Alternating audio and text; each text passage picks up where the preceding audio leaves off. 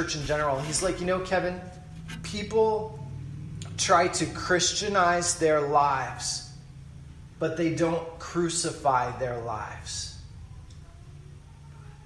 And what he meant by that is this: we polish up the outward appearance of our lives to look like Christians, but sometimes we don't crucify the inside nature of our flesh, right?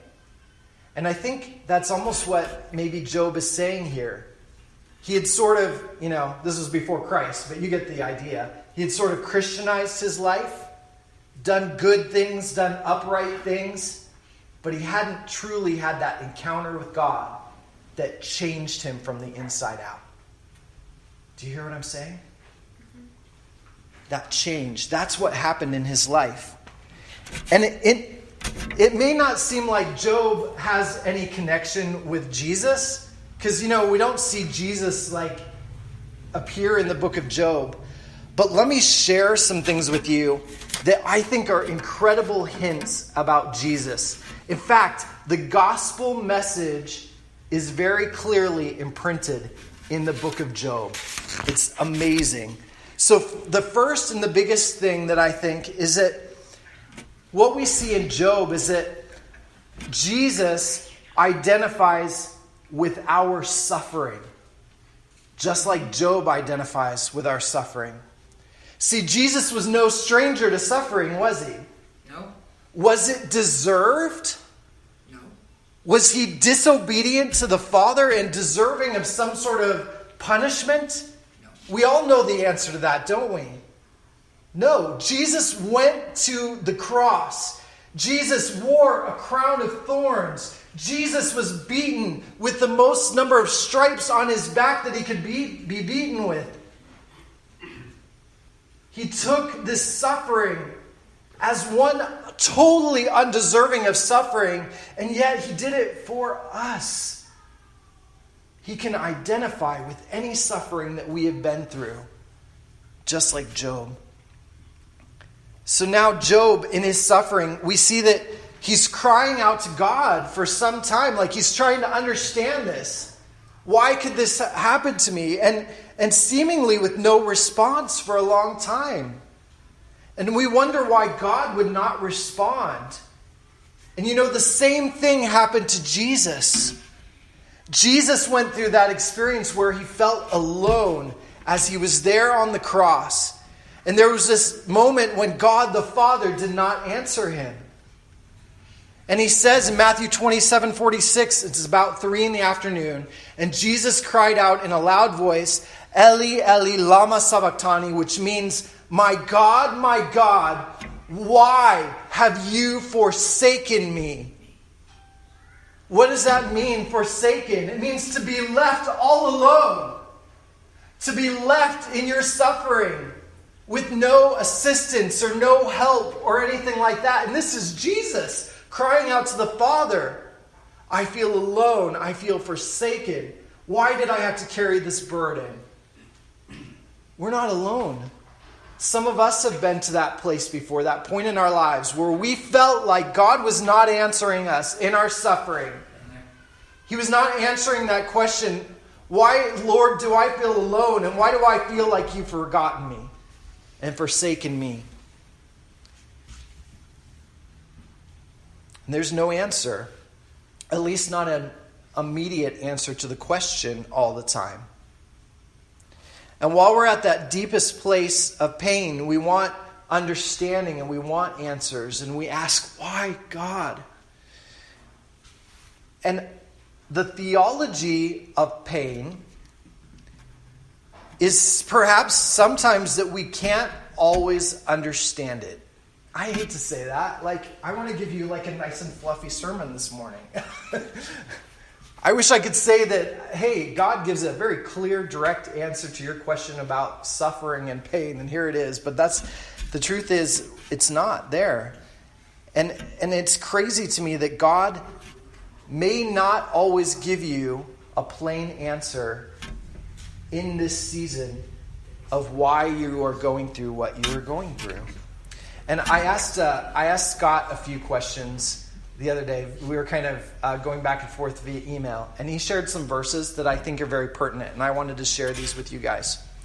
1 Peter 1:6, it says this: "In all of this you greatly rejoice, though now for a little while you may have had to suffer grief in all kinds of trials." Okay, so that's the topic here. Grief in all kinds of trials.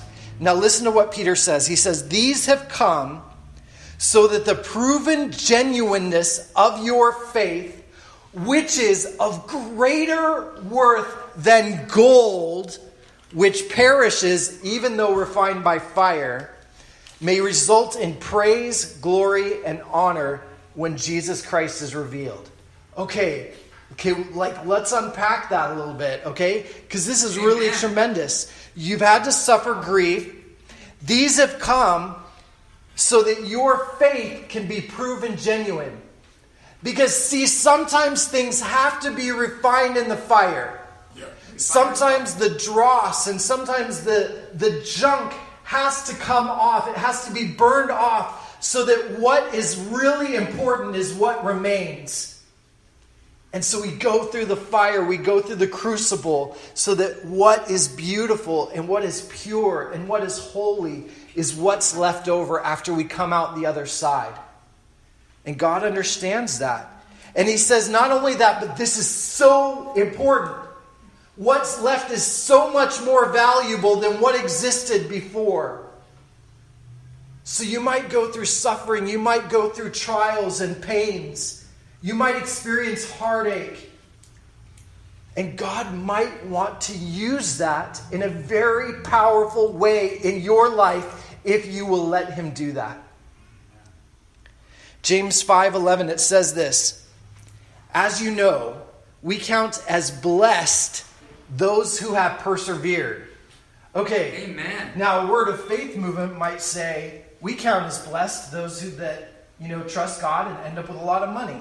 Anybody around kind of during that period of time? I remember I lived in Tulsa, Oklahoma during the period of time where Word of Faith theology was like really strong. Okay, that's where it originated from. And people were like, it was all about success and of course the TV evangelists were like, send in your money because if you do, you're going to be blessed. You're going to be blessed. Even if you don't have any money, send it anyway. Right? So there was this theology of blessing and success. Blessing is success. Bible theology is like blessing is the result sometimes of perseverance. And you know what perseverance is? It's the hard stuff. It's the things that you go to that you do not enjoy going through. But you have to do it and you have to stick through it. And the result is we count as blessed those who have persevered. He says then next, you have heard of Job's perseverance. Yeah, we have. And have seen what the Lord finally brought about. The Lord is full of compassion and mercy. All right, there is an end to the story of Job, right? A better end. But we're not going to go there yet. So sometimes the blessing comes in perseverance and sticking through it. And so we have as our model Job, and we also have as our ultimate model Jesus himself. Hebrews 12:1, it says this. I'm skipping the first part of the verse. I'm starting in, and let us run. So it says this. The writer of Hebrews is encouraging the people, and actually the people that he's written to have obviously gone through some sort of tough stuff, okay? So they're where you have been if you've gone through tough stuff, okay? He says, and let us run with perseverance the race marked out for us, fixing our eyes on Jesus, the pioneer and the perfecter of faith. For the joy set before him, he endured the cross. Okay, two words that you do not hear together in the same sentence. Joy and cross. Except when it comes to Jesus. Amen. Scorning its shame, and he sat down at the right hand of the throne of God. Consider him who endured such opposition from sinners so that you will not grow weary and lose heart. In other words, we're to look to Jesus because of what he endured. Because when we do that, we can be encouraged that we have not endured yet to the point of death, right? We can be encouraged knowing that he is not one who does not understand us because he has not experienced pain. Quite the opposite, right? That's our Jesus.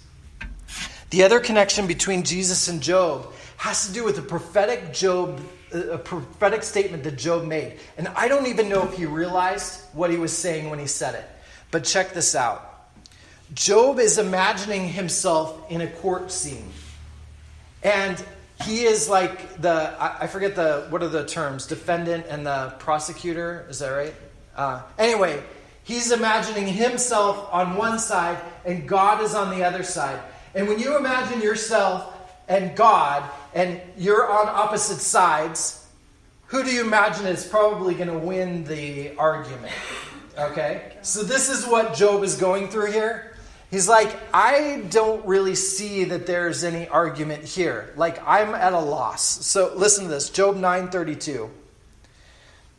He, talking about God, he is not a mere mortal like me that I might answer him, that we might confront each other in court.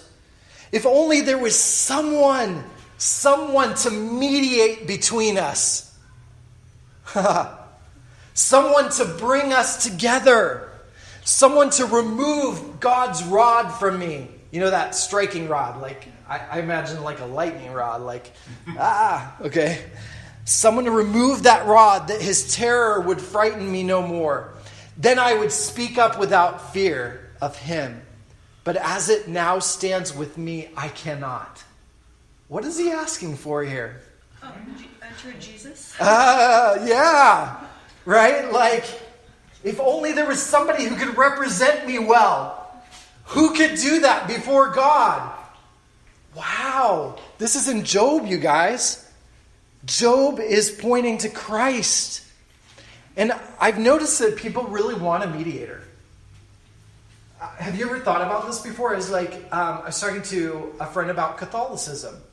And we were talking about what is really the difference between, was that you and I, Lance? Yeah. We were talking about what is the difference between Catholicism and Protestantism, you know?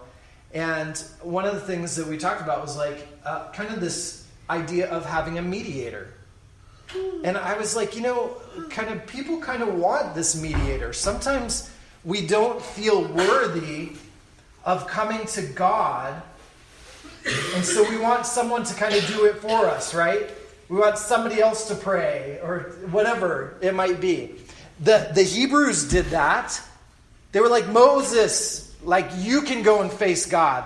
You know, you do it for us, right? Or they asked for a king. They didn't need a king.